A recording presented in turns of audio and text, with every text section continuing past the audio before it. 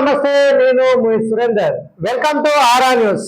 తెలంగాణ విద్యాశాఖ మంత్రిగా ప్రొఫెసర్ కోదండరామ్ రేపో మాపో ప్రమాణ స్వీకారం. ఇప్పుడు ఇది సోషల్ మీడియాను ట్రెండ్ చేస్తుంది. తెలంగాణ విద్యాశాఖ మంత్రి ప్రొఫెసర్ కోదండరామ్ అంటూ ఇప్పుడు సోషల్ మీడియాలో ప్రధానంగా దీనిపైనే చర్చ జరుగుతుంది. ఎమ్మెల్సీగా ప్రమాణ స్వీకారం చేసిన ప్రొఫెసర్ కోదండరామ్ రాష్ట్రానికి కాబోయే విద్యాశాఖ మంత్రి అని చెప్పేసి వార్తలు వస్తున్నాయి. గత కొద్ది రోజులుగా ఆయన ఎమ్మెల్సీగా ఎన్నిక, ఆ తర్వాత మంత్రి పదవి దక్కుతుందని ఊహాగానాలు వస్తున్నప్పటికీ గత గవర్నరు ఆయనకు ఎమ్మెల్సీ పదవి ఇచ్చేందుకు అనుకూలంగా ఉన్నా కానీ దానిపై కొంతమంది బీఆర్ఎస్ నేతలు హైకోర్టులో కేసు వేయడం జరిగింది.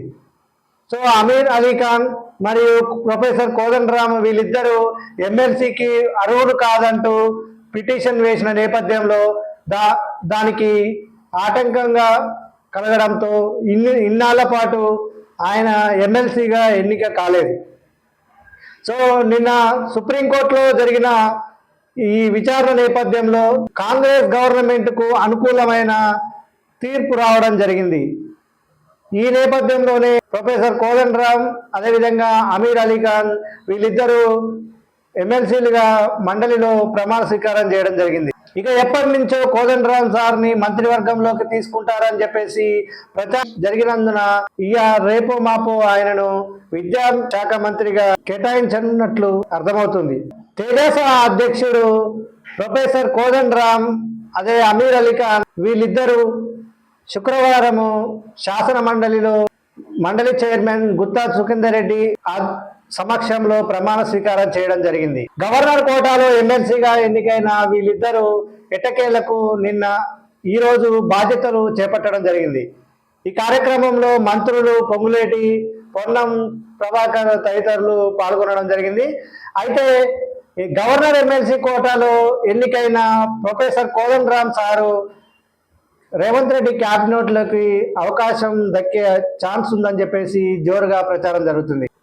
ఆయన కాంగ్రెస్ గవర్నమెంట్లో వచ్చినప్పటి నుంచి ఆయన ప్రభుత్వానికి అనుకూలంగా కొన్ని సలహాలు సూచనలు చేస్తూ ప్రభుత్వంతో దగ్గరగా సాన్నిహిత్యంగా మెదగడం చూడడం జరిగింది. అయితే గత గవర్నరు తమిళిసై కూడా ఆయనకు ఎమ్మెల్సీ పదవి ఇచ్చేందుకు అనుకూలంగా ఉన్నప్పటికీ ఇదే అంశం మీద వీళ్ళు బీఆర్ఎస్ నేతలు ఎవరైతే ఉన్నారో వాళ్ళు హైకోర్టుకు వెళ్ళడం జరిగింది. సో హైకోర్టుకు వెళ్ళిన నేపథ్యంలో కొంచెం ఆలస్యం అయినా కానీ సుప్రీంకోర్టుకు వెళ్ళిన ప్రభుత్వము దీనిపైన వెంటనే చర్యలు తీసుకోవడము, సుప్రీంకోర్టు గైడ్ లైన్స్ ప్రకారము ఎమ్మెల్సీలుగా ఎన్నిక అయ్యే అవకాశము ఉండడంతో వీళ్ళిద్దరూ ఎమ్మెల్సీలుగా ఎన్నిక కావడం జరిగింది. వాళ్ళు ప్రమాణ స్వీకారం చేయగా 1-2 రోజుల్లో కోదండరామ్ సారు ఎడ్యుకేషన్ మినిస్టర్గా ప్రమాణ స్వీకారం చేయనున్నట్లు విశ్వసనీయ వర్గాల ద్వారా తెలుస్తుంది. అయితే ఆయన తెలంగాణ ఉద్యమంలో చురుగ్గా పాల్గొన్నప్పటికీ గత కొంతకాలంగా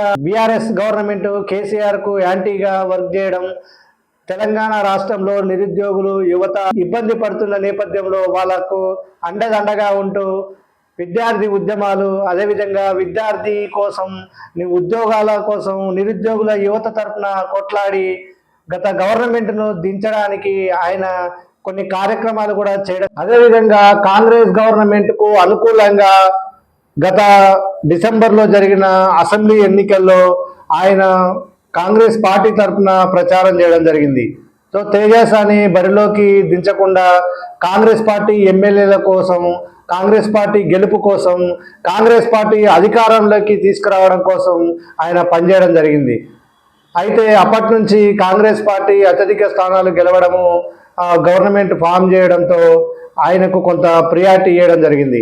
ఎప్పటి నుంచో కానీ మంత్రి పదవి వస్తుంది, ప్రభుత్వంలో కీలక అవకాశం, కీలక భూమిక పోషించబోతున్నారు ప్రొఫెసర్ కోదండరామ్ అంటూ చాలాసార్లు వార్తల్లో మనము చూడడం జరిగింది.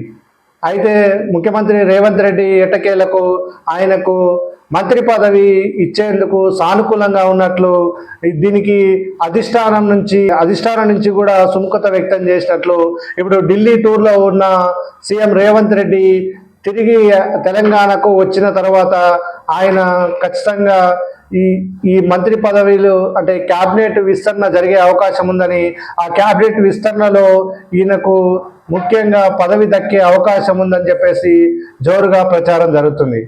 ఎట్టకేలకు తెలంగాణ ఉద్యమంలో పాల్గొన్న ప్రొఫెసర్ కోదండరాం సారు త్వరలోనే ఎడ్యుకేషన్ మినిస్టర్ కాబోతున్నట్లు మనకు క్లియర్ పిక్చర్గా వచ్చినట్టు అనిపిస్తుంది. సో ఈ వీడియో నచ్చితే లైక్ చేయండి, షేర్ చేయండి. ముఖ్యంగా మా ఆరా న్యూస్ ఛానల్ను సబ్స్క్రైబ్ చేసుకోండి. మీ ఫ్రెండ్స్ మరియు మీ రిలేటివ్స్కి వీడియోని పంపించి ఎక్కువ మందికి చేరేలా మాకు సహకరిస్తారని చెప్పేసి మేము విజ్ఞప్తి చేస్తున్నాము.